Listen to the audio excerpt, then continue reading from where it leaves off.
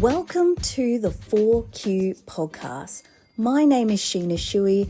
I'm a therapist who specializes in anxiety, burnout, and relationship issues, and truthfully, all the underlying stuff that brings that forward.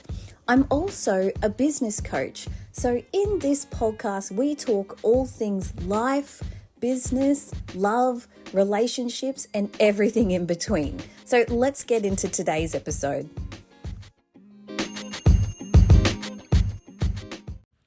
Welcome back to another episode. I am so thankful that you're here.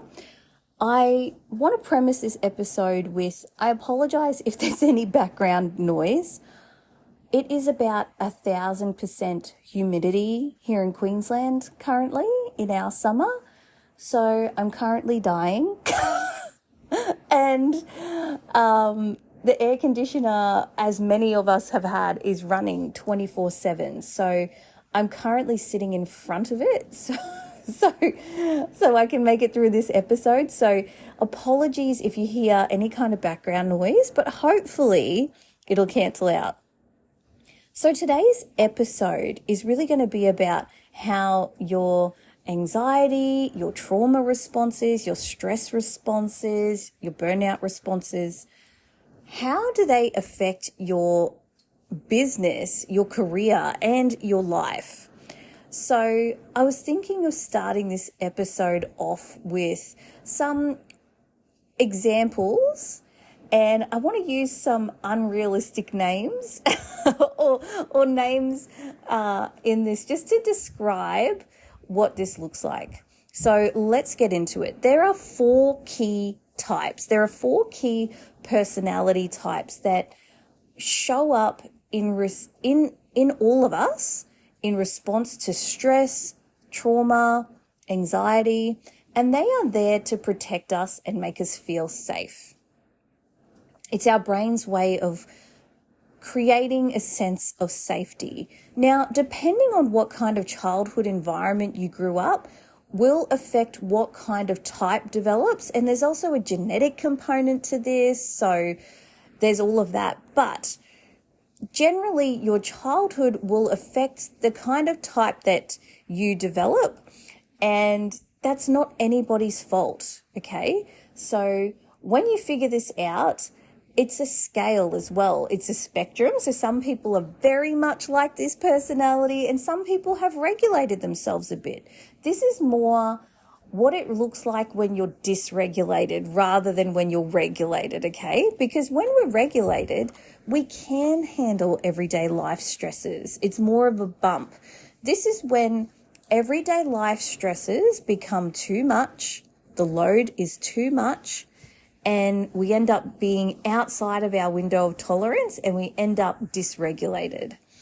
So there are four types, and I want to start with the two very action-orientated types. So let's start with Darlene, okay?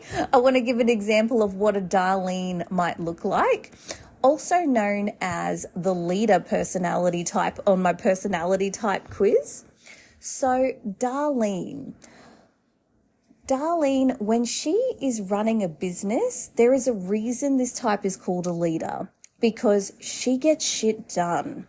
She tells people what to do, when to do it. She's very action orientated. She doesn't hesitate, and she does have a good ability to tap into emotion. So she is the one that will strive for social justice. She is the one that when you plant the vision in her mind, she is going after it like none of the other types will. She's got a fire in her belly. The thing with Darlene is that fire in her belly can burn people and can burn herself if she's not careful. So Darlene tends to be also quite emotive when she's making decisions and directions. So because of that, sometimes she can take things a little bit personally. She can get agitated at others quite quickly. She can come off as short and sharp when she's really just going, look, we just need this done. And she's a fast mover. because she's so fast, she really doesn't understand how other people don't move as fast as her. And so a lot of people with ADHD will relate to Darlene because when they hyper focus, it's, you know, it's game over. It's like shit's getting done.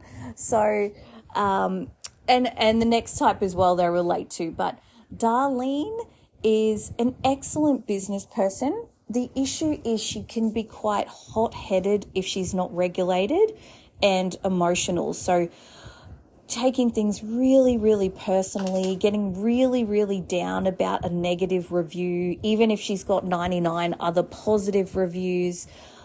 You know, she also can have an initial angry reaction to ungrateful clients. So there can be a feeling of how dare they, wanting to initially react or be spiteful even if not careful. So Darlene really needs to kind of check herself in that she needs to take a breath, and it's really good for her to have someone on her team that is one of the other two types that I'm going to get to, which is the people person or the calming presence. It's really helpful for her to have one of those people on her team because she and even the high achiever, she just needs people who aren't a leader as well sometimes because they will buy into the emotion. She needs someone who can be calm and unemotive in making decisions sometimes. So she can be very driven and fire in the belly, like I said, but she also needs someone who can go, hold on, let's just take a breath, or let me handle this person, let me handle this situation. You go take time out for yourself, right? So that is Darlene, okay?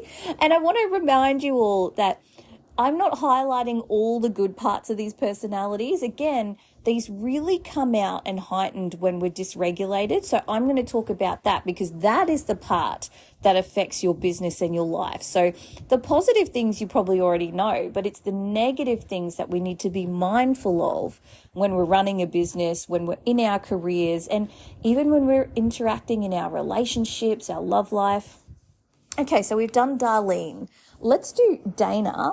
Dana is the high achiever personality type.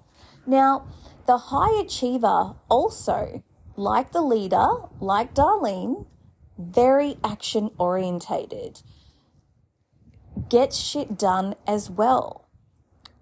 But the high achiever, Dana, is a bit of a micromanager. She is a perfectionist. She is a workaholic. And she will justify that to herself. So she will get a project done and spend 12 hours on it, and it will be perfect. But she will do that at the cost of her relationship, the cost of spending time with kids, the cost of everything, because there is a drive for achievement. I want to get the gold star for getting this right. I want to have the dopamine from the achieving this, from all of that. The difference between Dana and Darlene is that Dana almost is the other end of the spectrum sometimes, where it appears unemotional. So Dana and Darlene, both very action orientated, both get things done, but Dana is micromanaging, unlike Darlene. Darlene can designate a task and go, I trust you, get it done, but get it done to a high standard and lets it go. Dana will say, but I need you to do 20 instructions because she doesn't trust people quite as much.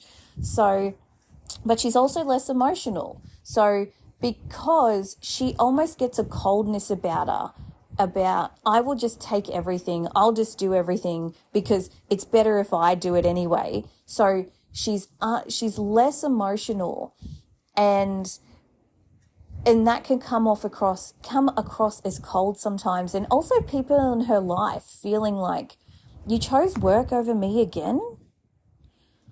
Or you're talking about work again?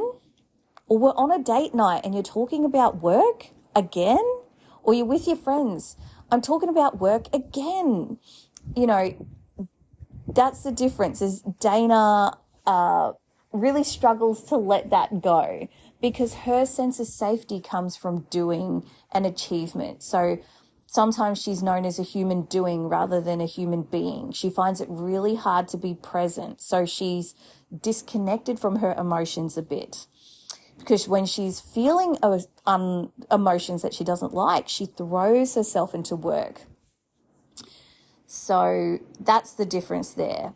So the other two types, let's keep the D's going. Let's go Diane, the calming presence. Everybody should have a Diane in their life, but Diane wouldn't think so, okay? So Diane is the calming presence, as the name says, and when stress, pressure, or anxiety happen, her trauma, stress, anxiety response is, I'm going to shut down. Almost to the point where it seems like she doesn't care. So instead of being action orientated, Dana avoids, but also it's almost like she gets so overwhelmed with the emotions of what she has to do that she shuts down. This is the person that will end up scrolling their phone and watching Netflix when there's 20 bills that need to be paid, when there's things that needs to be done, because it's just too much. They're a bit of a hermit sometimes, get really overwhelmed. And obviously you can see very clearly with this one, with Diane, how in business and career, that's not the best trait to have. And so again, she's not disconnected from her emotions like some of the other types are. She's connected, but she can't handle them, so she shuts down when dysregulated. And so she needs a push in the opposite direction to actually take action sometimes, because she's just shutting down. And to outside people, it can seem like she doesn't care. Inside, she could be running 1,000,000 miles a minute and thinking about things, but is just so overwhelmed. But on the outside, it can almost look a little bit lazy. I hate to use that word. It's such an awful word, lazy. But to others, people don't get it. They're like, we have 1,000,000 things to do and you're doing that? Why are you doing that? It can be so frustrating to people who care about them. But on the flip side, they're very calm on the outside. And so you can imagine, let's say in business or in career, in a work environment, even in a family situation, something crazy has happened. The leader is freaking out, possibly, being a bit of a bully to everyone, like, you go do this, you go do this. If you don't do it, I'm going to come after you. That's Darlene. Dana is like, okay, let me do it. I'm going to call this. I'm going to call this person. I'll email this person. Yep, I've got it. And then I'll get to the other type. But Diane is more just calm, just quiet. You can see how in a really busy, crazy environment where you've got people running around, she can be very calming to those outward to other people. She may not be calm herself, Diane, but around other people, they'd see that. And they would probably say, look, I feel so calm when I'm around you. I don't feel rushed around you. And that's almost like a gift. It's like the Dianes of the world can co-regulate people quite a lot, which they're probably like, well, how does that benefit me? Well, people feel your presence in a great way. And every person, like I mentioned, should have a Diane in some way or form in their life. But again, that's a dysregulated Diane.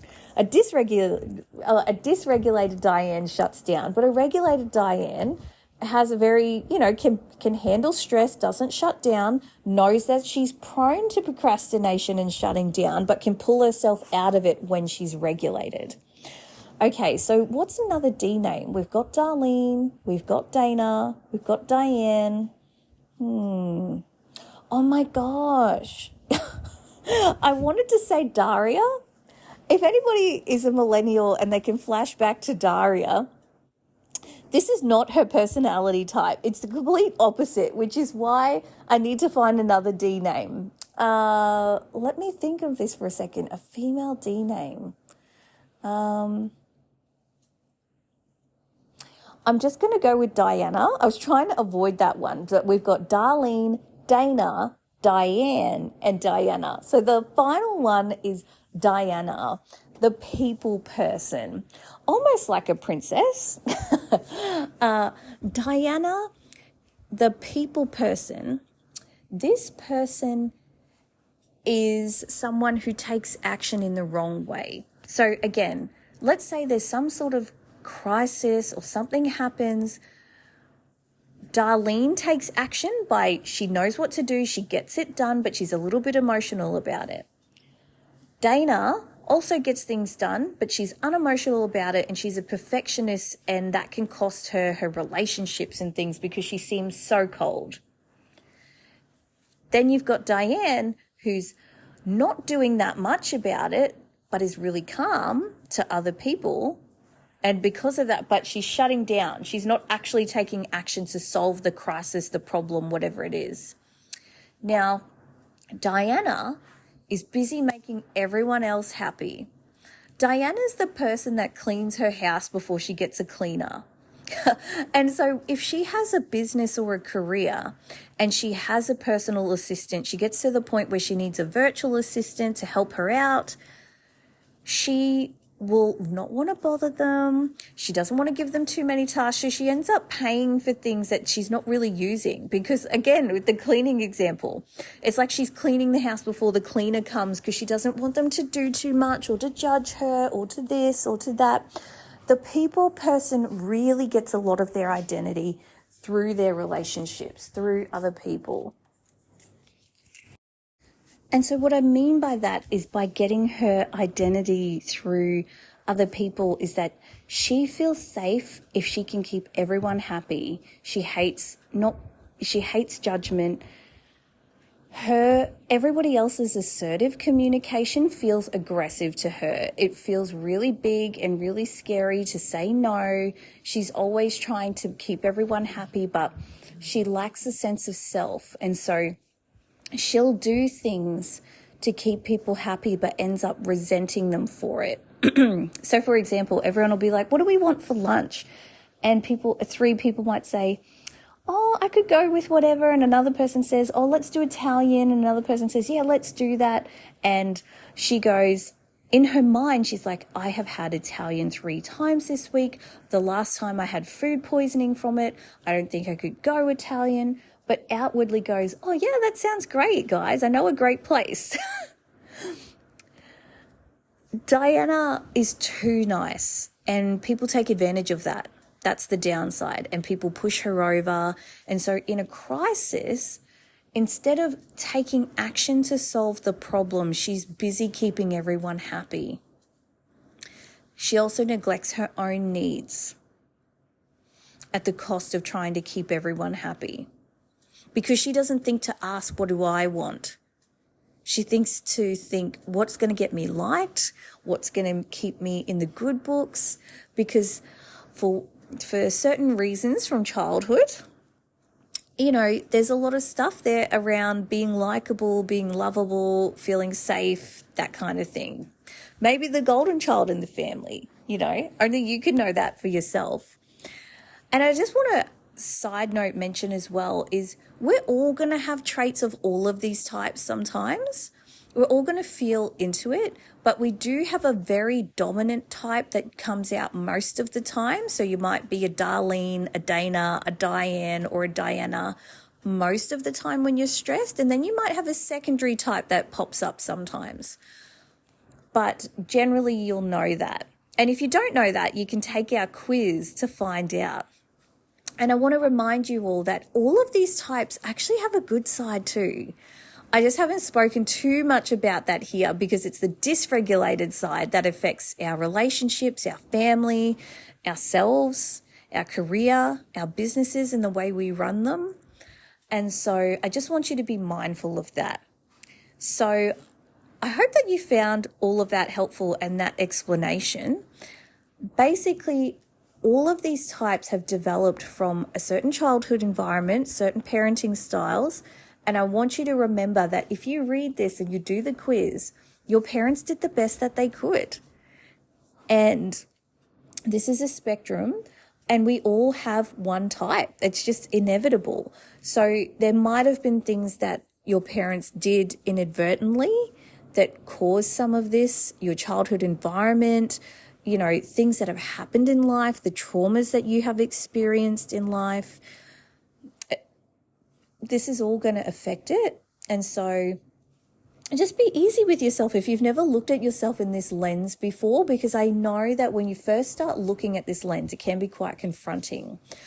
But I can promise you that once you know this about yourself, then you know, what do I need to do in my career? What do I need to do in business?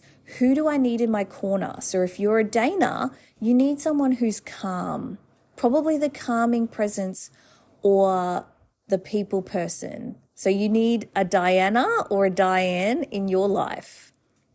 And vice versa.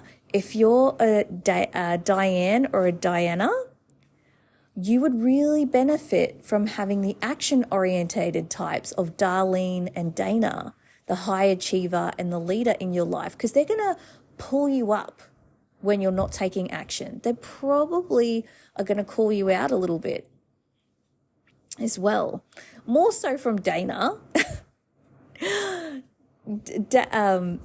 More so from Darlene. Dana more likely will go, oh, here, let me do that for you. And then you go into a cycle where she does too much, you don't do enough. But they can help you take action because they're action orientated, right? And vice versa to them is that you can calm them down. You're better with people than they are sometimes. So just being mindful of that. So I hope that this episode shed some light for you, got you thinking about yourself. Maybe when I was describing this, you're like, oh my God, that's my best friend, or that's my partner, or that's my kid. And again, I want you to remember that our kids are going to have these types. It doesn't mean that they're traumatized or you've done a bad job. We're just going to naturally have these types part of us because of the way that we parent, for one, and that genetic component again, okay? So don't beat yourself up if you're like, oh my gosh, this is my kid or something like that, okay? So I hope you have a wonderful week, a wonderful day. Share this with someone if this was enlightening as well. I really want to grow this podcast this year. So you sharing it and posting about it or talking about it with your friends absolutely helps me. So I'll drop in the show notes about that quiz. So if you want to take the quiz and find out your personality type, what will happen is you'll get the result and then you'll fill out your details and you can get the email information about this result and how it shows up in different areas of your life. So you'll get an email sequence that goes for 5 days, but it ends after that. So we're not big emailers. I promise you won't get a heap of spam from us. All right, you take care, beautiful soul. I'm so thankful that you took the time out for yourself today and you did this. Not everyone does this, so remember that. You're already 1% better from learning something about yourself or someone else. All right, I will see you in the next episode of the 4Q podcast. Bye for now.